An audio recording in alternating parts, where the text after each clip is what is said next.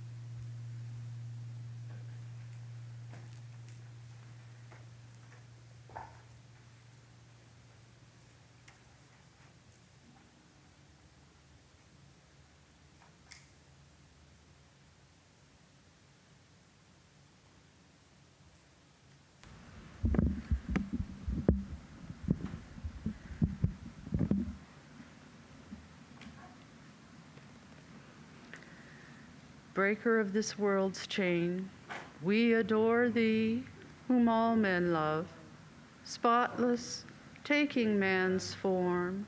O purifier, thou art above the gunas three, knowledge divine, not flesh, thou whom the cosmos wears, a diamond at its heart. Let us look deep in thine eyes, they are bright with the wisdom of God, that can wake us from Maya's spell. Let us hold fast to thy feet, treading the waves of the world to safety. O drunk with love, God drunken lover, in thee all paths of all yogas meet. Lord of the worlds, thou art ours, who wert born a child of our time, easy of access to us. O merciful, if we take any hold upon God in our prayer, it is by thy grace alone, since all thine austerities were practiced for our sake. How great was thy sacrifice, freely choosing thy birth in this prison, our iron age, to unchain us and set us free. Perfect, whom lust could not taint, nor passion nor gold draw near. O Master of all who renounce, fill our hearts full of love for thee. Thou hast finished with fear and with doubt, standing firm in the vision of God, refuge to all who have cast fame, fortune, and friends away. Without question thou shelterest us, and the world's great sea in its wrath seems shrunk to the puddle that fills the hoofprint in the clay. Speech cannot hold thee, nor mind, yet without thee we think not nor speak. Love, who art partial to none, we are equal before thy sight. Taker away of our pain, we salute thee, though we are blind. Come to the heart's black cave and illumine, thou light of the light.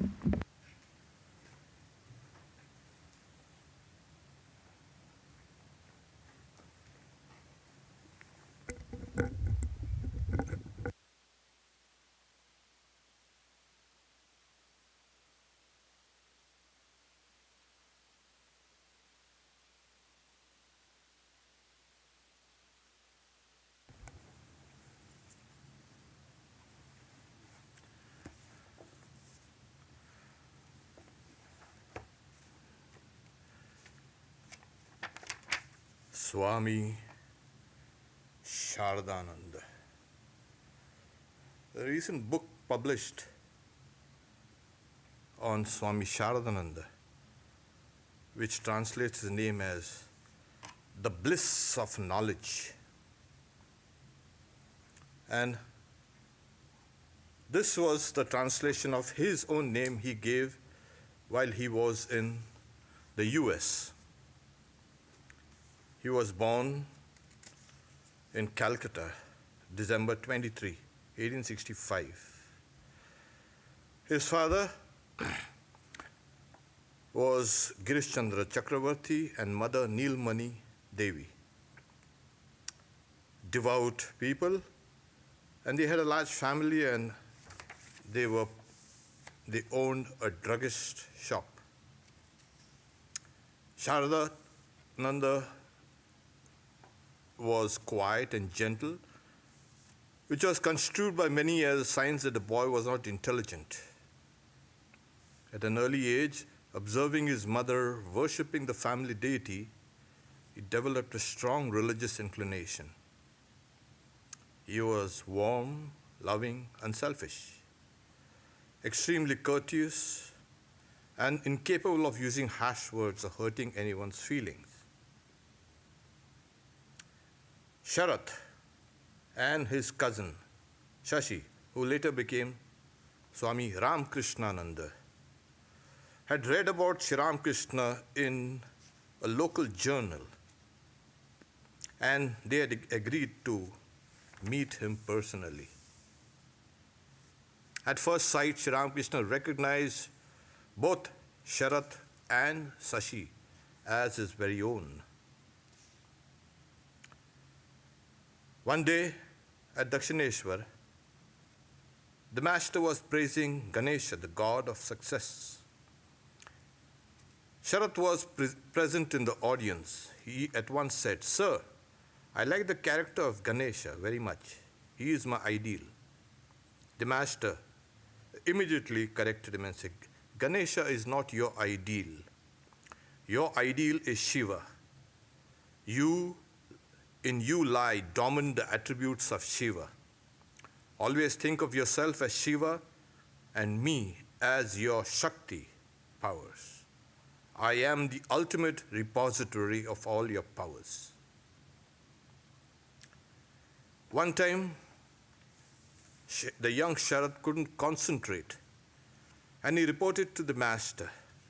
The master pressed his index finger in between Sharat's eyebrows, and his mind became calm as the flame of a lamp in a windless place. One day, Sri Ramakrishna was granting the wishes of all his disciples and devotees. Some asked for devotion, some knowledge, and for some liberation. Seeing Sharat silent, the master asked him, "How would you like to realize God? With a divine vision? Do you prefer to see in meditation?" Sharat replied, "I do not want to see any particular form of God in meditation. I want to see Him in all beings. I do not like visions." The master said with a smile, "But that is the last word in spiritual life. You can't have it all at once." Sharat replied, "But I won't be satisfied with anything short of that. I shall strive my best till I am able to attain it." At last, the master blessed him, saying, "Yes, you will attain it." After he finished his high school, he got into the medical college, and he wasn't willing to be a medical student. But Swami Vivekananda, who was his friend, persuaded him to study medicine.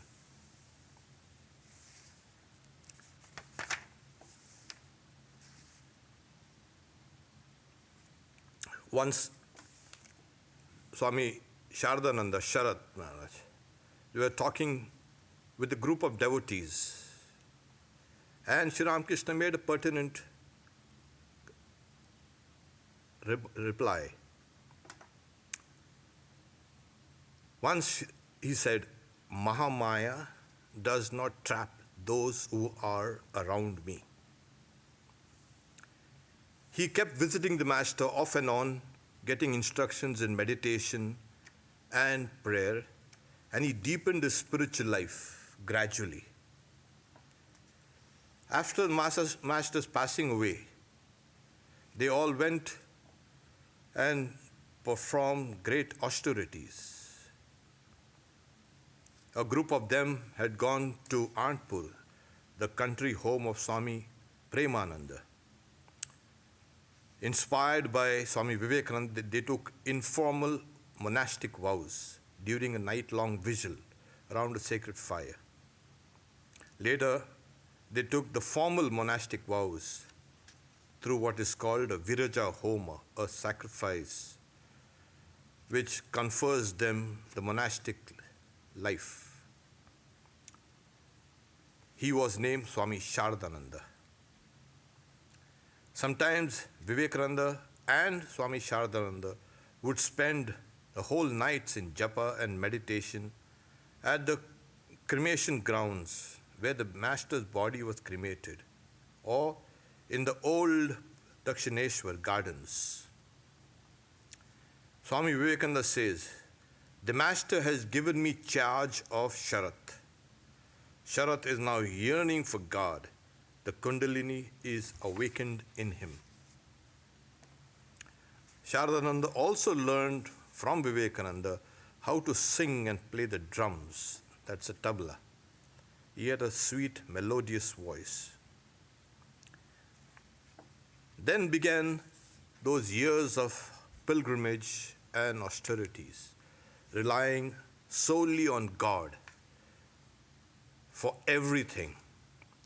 And that was the test of their faith and reliance on Sri Ramakrishna. He came to Europe and America at the behest of Swami Vivekananda. Shardananda was reluctant, of course, but he went to Holy Mother and sought her advice. The mother told him, my child, don't be afraid. You should go to the West. The Master will protect you and will be with you wherever you go. So in 1896, Shardananda left for England and arrived there on April. On the way, the ship was buffeted by a hurricane in the Mediterranean Sea. All the passengers were in a panic, Swami recalled. Some were crying, some were running here and there in fear. Some were shaking out of nervousness. The whole scene was frightening, but I was not afraid in the least. My mind was as steady and calm as the needle of the compass. When the ship reached Rome, he went to visit the St. Peter's Cathedral, standing in front of the sanctuary. His mind became absorbed in his previous incarnation. Sri Ramakrishna had mentioned that both Sharat, that is Swami Shardananda, and Sashi, Swami Ramakrishnananda, were the companions of Jesus Christ in his previous incarnation.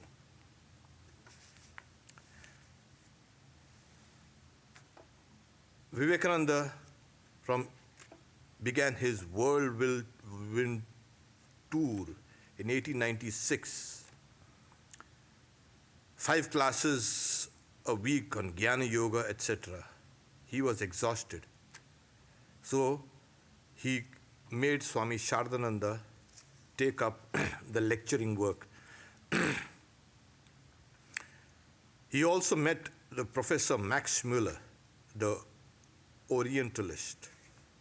He also supplied him with materials to write the life and teachings of Sri Ramakrishna. Vivekananda had established the Vedanta Society of New York in 1894. Towards the end of June 1896, he asked Shardananda to go to America with Goodwin, his English disciple and stenographer, to carry on the Vedanta work there. He was nervous about lecturing. Swami Vivekananda encouraged him, look, I've already lectured it. You just teach them a little Gita and Upanishads and answer their questions, that's all. After arriving in New York, he was introduced by the president of the Vedanta Society and gave his first talk. While Shardananda was lecturing, Goodwin, the stenographer, sat in the back laughing. That made the Swami nervous, thinking he was not lecturing well. He then, after the lecture over, asked him, why were you laughing? Well, you were speaking so well, that's the reason why I was laughing. Sharadananda's sweet and gentle personality and his masterly exposition of Vedanta philosophy proved attractive at once. He was invited to be one of the main speakers at the Greenacre Conference of Comparative Religions in Maine, where he lectured on Vedanta and held classes on yoga. He stayed in Montclair, New Jersey, at the house of Mr. and Mrs. Wheeler. And in that house, Mrs. Wheeler, when she was young, she had a vision. But she had was trying to identify what was the person who she saw in the vision. And Swami Sharadananda used to carry the picture of Sri Ramakrishna. And when she saw the picture, she exclaimed, it was Sri Ramakrishna all along. I seen him when I was young. Referring to this incident, he later recalled, the master chooses his own people. We are mere instruments in his hands. It's a privilege to work under Sri Ramakrishna.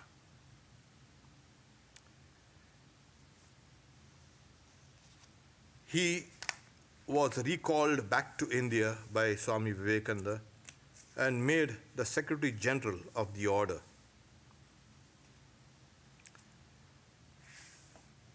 He was burdened first with running the order and then also looking after the Holy Mother's needs as well as her relatives. Vivekananda had framed the rules of monasticism, and his brother disciples were supposed to implement them and train the monks accordingly. With the vision of a seer, Swamiji knew that Sharadananda would play an important role in the life of an organization. He was endowed with remarkable devotion and steadfastness, sound judgment, and a tender heart. Swami Vivekananda made Swami Brahmananda the president, and Swami Sharadananda became the Secretary General. He was a born leader, Swami Sharadananda. He always considered the youngest member of the order his equal and was perfectly just and democratic in his dealings. He would even take up the most menial tasks if there was no one around. One day, some devotees asked him to talk about Sri Ramakrishna. He said, it is futile to try to understand the master as long as one has even a little bit of ego. The more I grow, the more I see that I could not understand the master. Only Swamiji and Nahag Mahashaya, he was a great devotee of Sri Ramakrishna, understood him to some extent.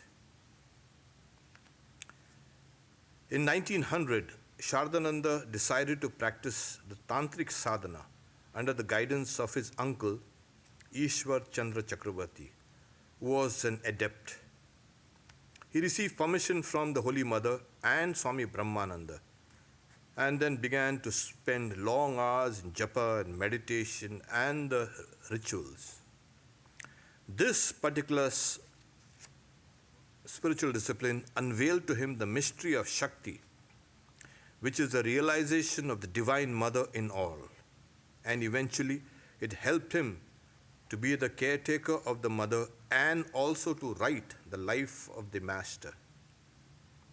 Sharadananda wrote in the dedication of his beautiful book, Mother Worship in India, by whose gracious glance the author has been able to realize the revelation of divine motherhood in every woman.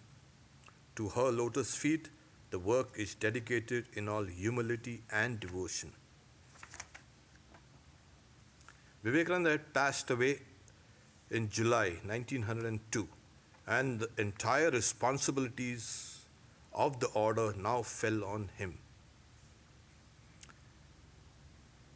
After Swami Trigunatitananda, who was editor of the Udbodhan magazine, left for the US, San Francisco, Swami Shardananda took up the editorial work of the magazine. Only a few disciples of Sri Ramakrishna had free access to Holy Mother. And until his death in 1899, Yogananda had been Mother's caretaker. Then Trigunatitananda looked after. When Trigunatitananda left for America, Shardananda took over the responsibility until Holy Mother passed away in 1920. He, though a monk, had borrowed money to build a house for the mother. And also now he began to write the life of Sri Ramakrishna to pay off the debts. Swami Nikhilananda, who for many years lived in New York at the Ramakrishna Vivekananda Center, writes, "To attend on the Holy Mother with eccentric relatives was a delicate and difficult task.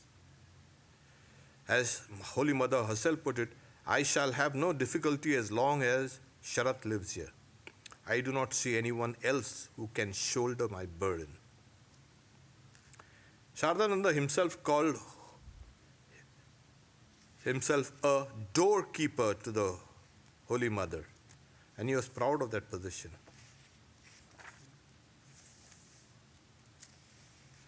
As he began writing his monumental work, Sri Ramakrishna, the great master,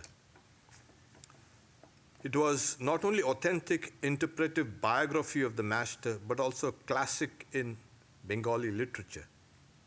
Consisted of 5 volumes. It took nearly 10 years to complete. One of the reasons Swami Shardananda gave for this undertaking was he wished to publish an accurate and complete account of the master's life. Because as an editor, he had to edit so many wrong accounts of the master's life and times, and decided to put everything in black and white. Once Girish Chandra Ghosh, the great dramatist, had asked Vivekananda to write a biography of Sri Ramakrishna. Swamiji declined, expressing his inability. "Shall I make an image of a monkey while trying to make that of Shiva?" Then Swamiji had said, "Sharat will write." And that came true. One day, an attendant of Shardananda worked up the courage to ask the Swami if he had experienced Nirvikalpa Samadhi. Swami Shardananda replied, "Did I waste my time cutting grass, that is, living meaninglessly, when I lived in the company of Sri Ramakrishna?" Shardananda replied, when the attendant pressed him for details, he said, "Read the chapter on Samadhi in Sri Ramakrishna, the great master. I have not written anything about Samadhi without experiencing it myself." Only a Jivan Mukta, one who is liberated in life, can be a real teacher, because such a person is free and he can teach others how to be free. Otherwise, that person is bound, he'll bind others. In the language of the Gita, Shardananda was a Sthita Prajna. These are some of the verses which are in the 2nd chapter of the Bhagavad Gita. A person of steady wisdom. To those who knew him intimately, he seems almost perfect in his deep spirituality, intellectual acumen, and above all, his wonderful and pure character. He was equally great in the graces of head, hand, and art. His unique synthesis, apart from his intense spirituality, was the main quality that made him irresistibly attractive. Shardananda was a refuge of the sick, the disturbed, the disobedient, the rejected, dejected, and fallen. His love for them was not mere passive tolerance, but was a silent, active, and positive movement of the heart. The secret was that, along with loving patience, his behavior with all was actuated by his consciousness of the inner divinity of each person. Thus, like a good teacher, he helped people regain their self-confidence.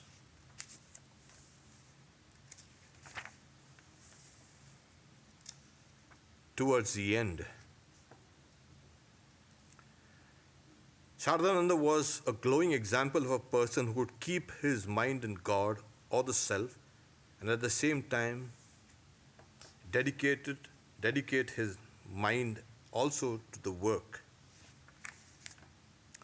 As he grew older, he could no longer personally look after the health of his sick monks and devotees, but still he showed his concern and his love and his sympathy. He helped build Holy Mother's temple in Jairambati. And after that, he became more and more absorbed within himself. Some of the entries of his diary indicate that he was having divine communion with various visions. For instance, December 12, first day of communion. January 4th, second day of communion. January 17th, third vision of the Divine Mother. January 31st, communion pour. February 8th, the circle of communion began again. Intense communion touching center, massage. Repeated visions of the Divine Mother continues, which culminated in I in you and you in me. All this happened in 1924.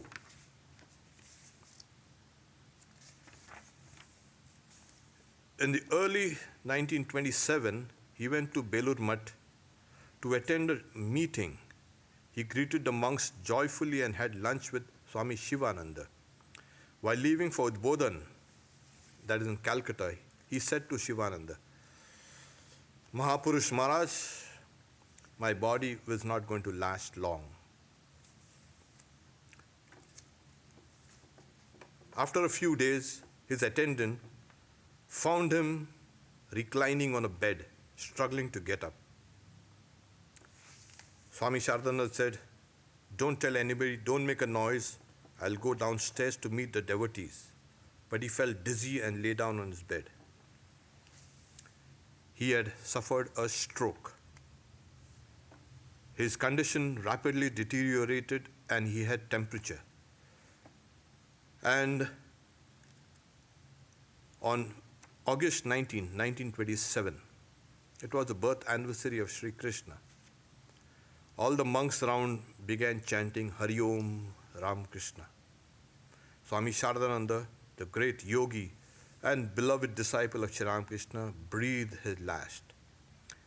At that very moment in Belur Math, Shivananda heard a familiar and sweet voice of Shardananda. Tarakda, that is Mahapurush Maharaj, I am going to Kashi, that is Varanasi. When he was asked about his life and his works, what was his greatest accomplishment? The life of Sri Ramakrishna, written as the great master. He's saying, I thought I understood the master a little, but now I don't understand him at all. I was just hovering over the top branches of a tree. The roots are down deep, deep, deep below. And those roots are all in our own hearts. That is where you need to search Sri Ramakrishna. Om, peace, peace, peace.